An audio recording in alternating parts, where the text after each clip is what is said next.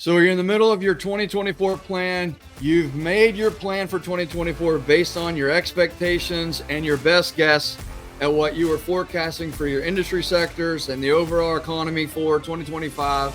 Your backlog was already in place, but there was a gap between what you had under contract and what you needed to go out and win for 24, 25, and 26. What we want to get to today is really simple. What is Pioneer IQ projecting project volume to be in 2025? And at some level, what's driving it? We want to better equip you to better understand what we're seeing and what we're thinking to help you make a decision as you start to prepare your team for recalibrating your plan for 2025.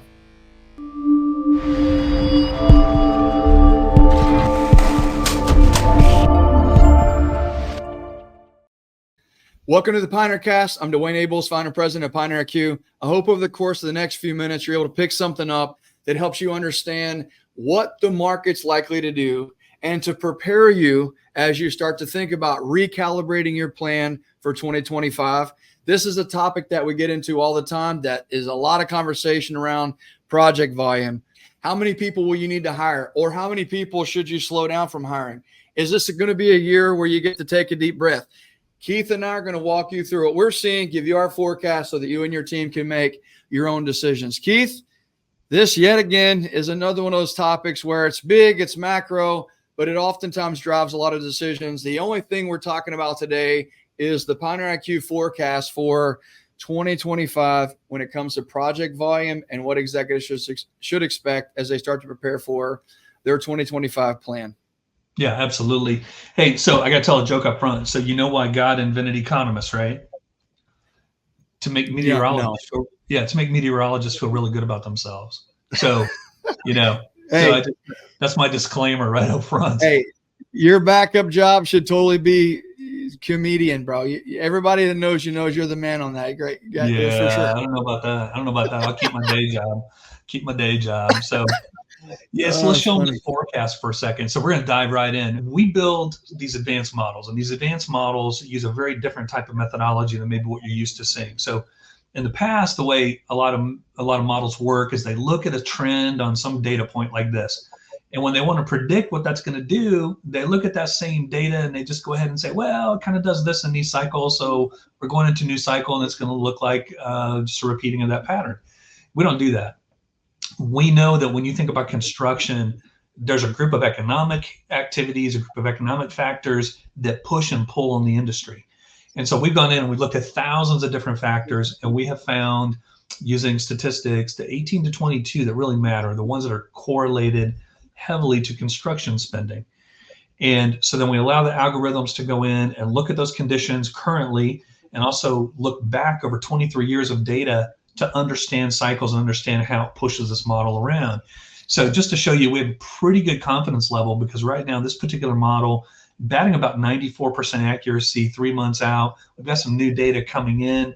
We think that the 6 month value on this is going to be a little bit closer to 97, 98% accuracy. So I'm not trying to pat ourselves on the back, but we're just kind of saying we've got a degree of confidence in it at this point.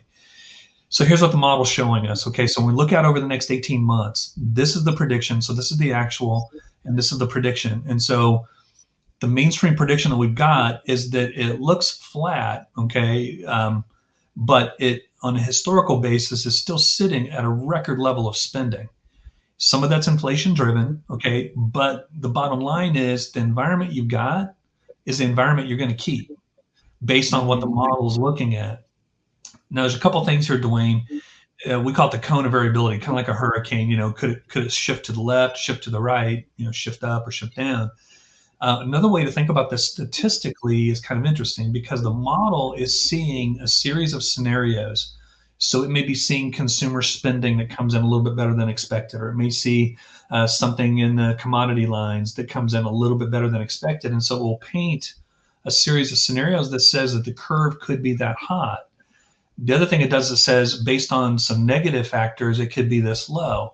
What I look for when I look at that bottom line is I look and I see how dramatically negative it is. Okay, right now, the model is not seeing anything that would be really negative. If you were to look at it on a long-term basis, it would paint a curve that looks kind of like this, right? So it would still be, even at the worst case scenario the model's looking at right now, still going to be near historic highs.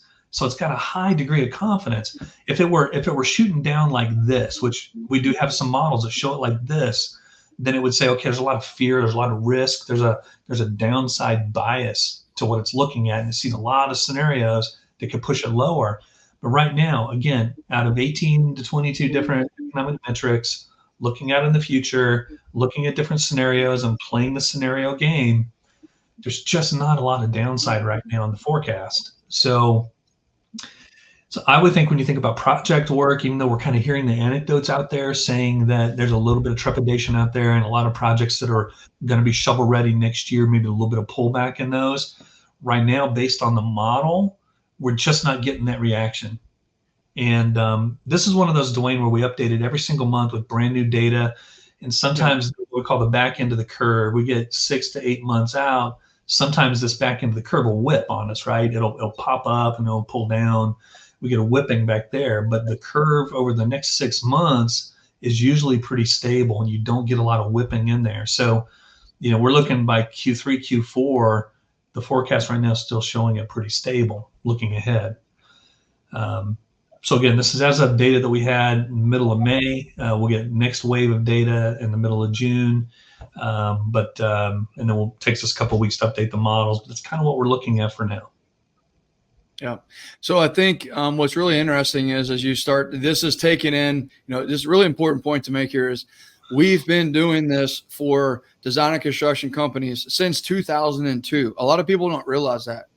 And to your earlier point, most companies, the few companies that actually do forecasts for construction are basing it on data that they look at, and they're applying a human level of analytics to create a forecast. And what we're trying to communicate is on some of the industry sector studies that we do some of the similar things.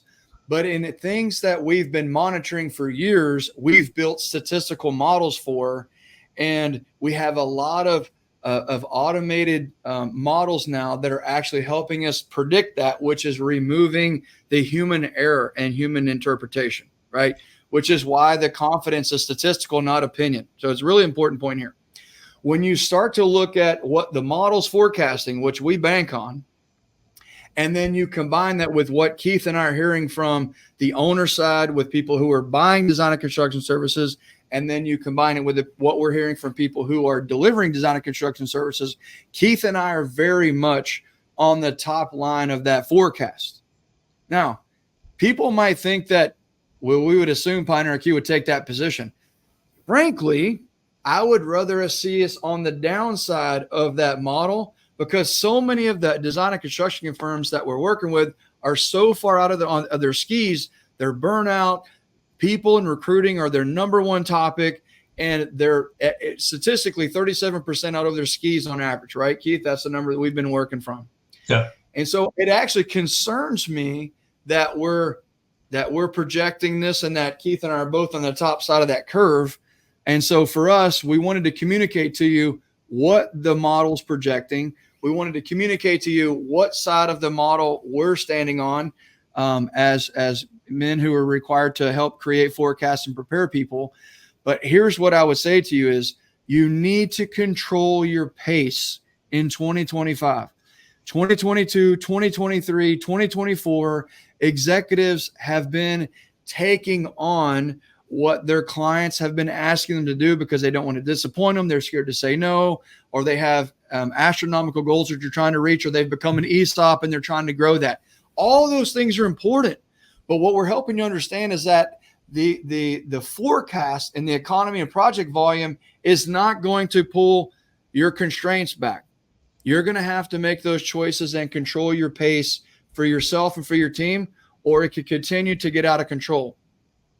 Survival rates are important. Divorce rates are serious. People abandoning their kids accidentally because projects are too dominant in their life. Suicides and all that stuff gets down to the pace that you're allowing your organization to run at. And what Keith and I are trying to show you is that you're the only one that can control that because it's going to continue to rise. Any feedback on that, Keith, any thoughts there? No, I think all that was brilliant. The only thing I would tell folks, and this, we're not trying to get people to tune in every single month, okay? But we do. This is like an intelligence estimate from like the CIA or military intelligence, right? The world doesn't live in just a static environment. Everything moves. Conditions and factors move and push and pull. And so it's going to be important to watch this over the next couple of months, because we could get some factors that come out, some economic data that does adjust the model and push it up and down. But everything you said is absolutely correct. Right now, there's just nothing showing it cooling off. It's at best, it's flat.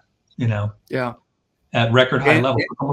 It's almost like a NASCAR, right? And you let your foot off the gas at 220 miles an hour, and you're still coasting at 210 miles an hour. And that's kind of what we're saying. So. The other thing that I want to make sure that we're really clear on, Keith, is your second chart there on the right-hand side. Behind closed doors, we talk about this chart all the time. So if you're not familiar with Pioneer IQ, if we're not currently working with you, we want you to understand that this is one of our top concerns. If you think about our industry as a whole, just think for yourself, over the past 5 years, have we as an industry increased our capacity as an industry by 30%? There's no way. It's not possible. And we're not delivering projects with new techniques to make them go a whole lot faster. We've increased some. Here's the main point of the second slide, is that our project volume has increased nearly, almost 25, 28% on average, Keith? Yeah, more than that. I'm probably 40 to 50% almost. Right. Yeah. But we've only increased our industry's capacity by something around 12%.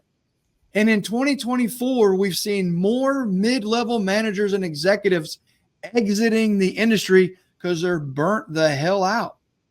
So all we're trying to communicate to you is, statistically, our industry is way overspent. We're way overcommitted.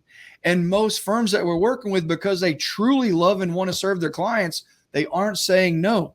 And what we're communicating to you now is, as you're considering your 2025 plan, as you're looking at your 2024 performance, you are the only human being on your team who can likely control pace. A lot of people allow their situation to control their plan. That's killing people, literally. You as the leader have to allow your plan to control your situation in 2025. This is a factor that should be determining your goals and your pace, to recalibrate them according to what your team can deliver without hurting them in some way indirectly. Nobody intends to hurt people, but if we continue running at this pace and we continue taking on projects at a level that we aren't capable of delivering to, we're directly wearing people out. We just want you to be aware. Congratulations, our industry is growing. Congratulations, our industry is punching through barriers that have slowed us down, that should have slowed us down. It's not. So we want to empower you to make the decision to control your pace in 2024, 2025.